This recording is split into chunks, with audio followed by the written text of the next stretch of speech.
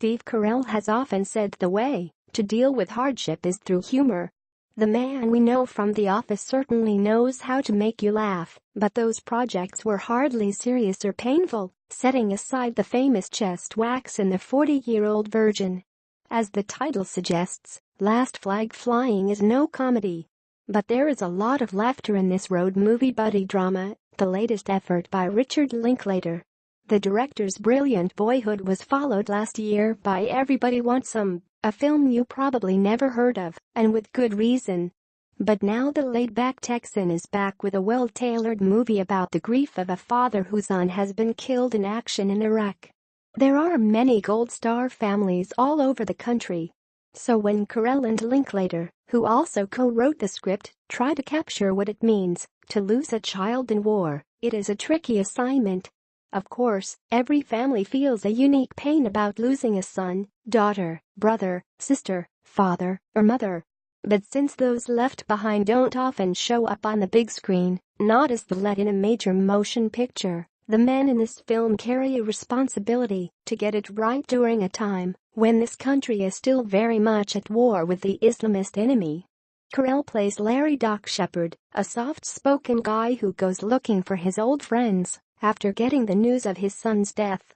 He first tracks down Sal, Bryan Cranston, a bartender as witty and extroverted as Doc is earnest and introverted. We learn they are buddies who lost touch after serving in Vietnam. Together they track down Richard, the excellent Lawrence Fishburne, now a minister. This odd threesome retrieves the son's body in his coffin and insists on taking it on a road trip for burial near his home. With the help of Private Washington, a very good young actor named J. Quinton Johnson, the road trip commences. Old and new traumas are explored, while the men get into some entertaining trouble along the way. The three get into tough conversations and arguments, but they also find again what connected them. Cranston plays the group's clown, and he overdoes it. But Carell is beautiful to watch as the devastated father who needs the friendship and jokes of his old friends. The powerful final scenes are truly moving. I think Gold Star families will appreciate the way this father's grief is portrayed on screen. We are at war, and the film, engaged but not overtly political, shows respect for the ultimate sacrifice and its consequences. For that, Linklater and Carell deserve credit. As an actress, Greta Gerwig has been in movies that always deserve the moniker quirky. Some were bad, some good, but they had something in common. Greenberg, Frances Ha, 20th Century Women were small films about complicated families and individuals. Usually the funniest character was Gerwig's. The Sacramento-born actress has a disarming quality. With her helpless smile she looks more innocent than she turns out to be in her films. Now she has written and directed her first feature, Lady Bird, which is also about the messy business of family life. It is better than anything she has appeared in. That is not to say she's a bad actress. It's just that she has made a special movie in which she does not act. And directing a self-written quality film is a feat on a whole other level than appearing in one. The title character, played by the terrific, ever-better Irish actress Saoirse Ronan, Brooklyn, has a real name, Christine. She just doesn't like it. Just like her dyed red hair, the nickname signifies a mild, or lame, kind of rebellion against her stagnant middle-class life, her rigid mother, the challenges of high school in 2003. Against herself, it seems, many teenagers and their parents may find a lot to recognize in Lady Bird. The film follows her during senior year in a Sacramento high school. That will sound familiar and even boring, but the film offers a new and exquisite take on the age-old question of how to grow up. Gerwig's writing is both crisp and deep, something new entirely. The movie begins with an epic, one-take, rollicking opening scene. The girl and her mother are driving, happily chatting and singing at first. Then the mood turns fast. They fight and the scene explodes into a daring act by Lady Bird. We are off and the story then unfolds at a leisurely pace.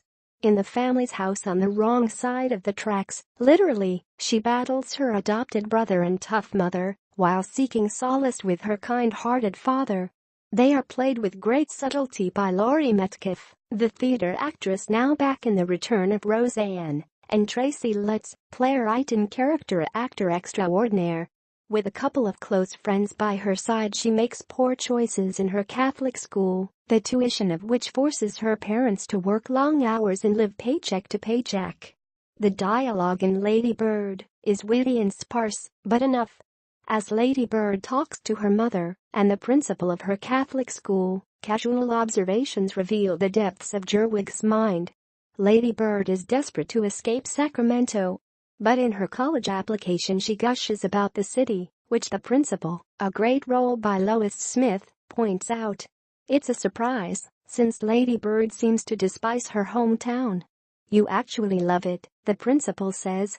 The girl wonders out loud, I guess I pay attention. The principal asks, don't you think they're the same thing? That little back and forth reminded me of a book title, Listening is an Act of Love. Gerwig suggests paying attention is loving too. Viewers paying attention will pick up on many such observations and questions. Another strength, this film contains limited exposition.